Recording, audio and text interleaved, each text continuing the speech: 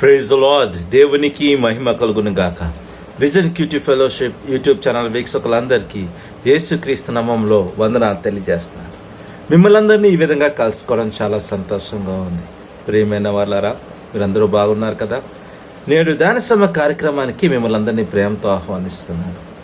మనం అపోస్తల కార్యం నుంచి ధ్యానాలు చేసుకుంటున్నాం. నేడు మన ధ్యానం కోసం ఏర్పాటు చేసుకున్న వాక్య భాగం ఏమనగా అపోస్తల కార్యములు 11వ అధ్యాయం 1 నుంచి 18 వచనాలు.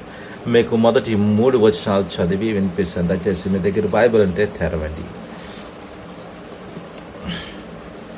అన్యజనులను దేవుని వాక్యమును అంగీకరించిరని అపోస్తలును యూదయ దేశమంతటనున్న సహోదరులను వినిరి. పేతురు యెరూషలేమునకు వచ్చినప్పుడు సున్నతి పొందిన వారు నీవు సున్నతి పొందని వారి యొద్దకు పోయి వారితో కూడా భోజనం చేసేదమని ఆయనతో వాదము పెట్టుకునేది. అందుకు పేతురు మొదటి నుండి వరుసగా వారికి సంగతి ఇలాగే వివరించి చెప్పాను. చదివిన వాక్యమును దేవుడు దీవించునుగాక. చదివిన వాక్యమును బట్టి మనం ఏర్పాటు చేసుకున్న అంశమేమనగా సరిహద్దులు లేని సంఘము, చర్చ్ బియాండ్ బౌండరీస్ అనే అంశాన్ని ఏర్పాటు చేసుకున్నాం.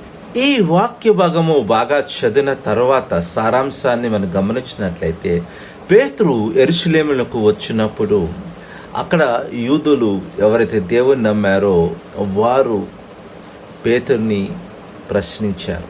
ఎందుకంటే అన్యజనులు ఇంట్లోకి ప్రవేశించి వారితో కలిసి భోజనం చేశాడని వారు విని ఆయనను ప్రశ్నించారు. కాబట్టి పేతురు జరిగిందంతా వివరంగా వారికి చెప్పినట్లుగా మన వాక్య భాగం చదివితే మనకి అర్థమవుతుంది.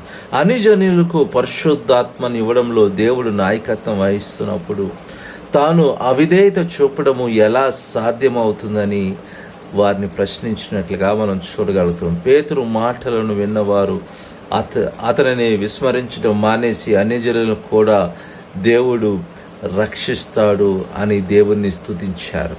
ఈ విషయాన్ని మనము వాక్యాన్ని బాగా చదివితే ఈ సారాంశాన్ని మనం చూడగలుగుతాం. ఈ వాక్య భాగాన్ని ఇంకా మనం లోతుగా ధ్యానం చేసినప్పుడు మన దేవుని గురించిన గొప్ప సత్యాలు గ్రహించడానికి వీలు కలుగుతుంది. 4 నుంచి 17 వచనాలు. దేవుడు అన్యులకు రక్షణ బహుమానాన్ని ఇవ్వడానికి దేవుడు ప్రతి పరిస్థితిలో తన సార్వభౌమ అధికారంతో జోక్యం చేసుకుంటాడు కదండి. మరియు తన గొప్ప కార్యములను నెరవేరుస్తాడు. మన రక్షణ కూడా దేవుడు సార్వభౌమ అధికార ప్రకారంగా మనకి ఇది దక్కింది. ఈ విషయాన్ని మనము ఆలోచన చేయాలి. మన రక్షణ ప్రయాణాన్ని జ్ఞాపకం ఉంచుకోవాలి. మరియు రక్షణ యొక్క కృపను మనము ఆలోచన చేయాలి, ధ్యానం చేయాలి. ఎందుకంటే దేవుడిచ్చిన బహుమానం, దేవుడు దయ వల్ల, కృప వల్ల మనం ఇది పొందాము. మనం నిజానికి అర్హులం కాదు. ప్రియమైన వాళ్ళ, ఈ కృపను, ఆయన ఇచ్చిన రక్షణను నిజంగా లోతుగా అర్థం చేసుకుంటున్నాము. మనం ఏ విధంగా దాన్ని అర్థం చేసుకుంటాం? దేవుడు ఇయ్యకపోతే దానికి మనం యోగ్యులం కాదండి. కనుక మనం ఎంతగా కృతజ్ఞత కలిగి ఉండాలో, ఎంతగా ఆయనకు లోబడి జీవించాలో మనం ఆలోచన చేయాలి. ఇంకా మనము ఈ వాక్య భాగాన్ని చూసినట్లయితే 18వ వచనము, పేతురు వివరణను విన్న యూదులు దేవుని నమ్ముకున్న వారు యెరూషలేములో వారు ప్రభువును మహిమపరిచిరి. మరియు వారు అన్యజనులు సహోదరులను కూడా వారు అంగీకరించినట్లుగా మనం చూద్దాం. దేవుని ప్రణాళికను మన స్వంత అనుభవంతో, సొంత జ్ఞానంతో అర్థం చేసుకోవడం చాలా కష్టం. అది ఏమైనప్పటికీ మనము ప్రభు యొక్క చిత్తాన్ని గమనించి దానికి లోబడినప్పుడు ఆయన చేసే పనిలో మనం కూడా ఆయనతో ఉండడానికి మనము దేవుడు మనకు అనుమతిస్తాడు. ప్రియమైన వాళ్ళ, అప్పుడే మనము కృతజ్ఞత కలిగి ఉండగలుగుతాం.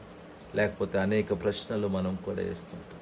ప్రియమైన వాళ్ళ, దేవుని పనిలో కొన్నిసార్లు మనకు అర్థం కాకపోవచ్చు కొన్ని విషయాలు, కానీ దేవుడు చేసే పనిలో దేవుణ్ణి అంగీకరించి దానిలో పాలుభాగస్తులైనప్పుడు దేవుడు మనల్ని గొప్పగా వాడుకుంటాడు. ఆలోచన చేద్దాం, పరీక్ష చేసుకుందాం, ప్రార్థన చేసుకుందామండి. ప్రభా, మీ నామానికి ఎంత అవునైనా రక్షణ అనేది కేవలం నువ్వు ఇచ్చిన భాగ్యం నాయన, దానికి అర్హులం కాదు, కానీ కేవలం నీ సార్వభౌమాధికారం వల్ల మేము పొందగలిగాం. దానిలో పాలుభక్తులుగా ఉండడానికి మీరే సాయం చేయండి. వింటున్న ప్రతి ఒక్కరిని బలపరచుకొని యేసుక్రీస్తు నామములో ప్రార్థన చేసి పెట్టుకుంటున్నాం తండ్రి, ఆమేన్. ప్రియమైన వాళ్ళారా, ఇప్పటి వరకు దేవుని వాక్యమని ఓపికగా విన్న దాన్ని బట్టి మీ అందరికీ వందనాలు. మీ అనుభవాలను మాతో పంచుకోవాలని ఆశపడుతున్నట్టు సంప్రదించండి. దేవుని కృప మీకు ఎల్లప్పుడూ తోడైనను గాక. ఆమేన్.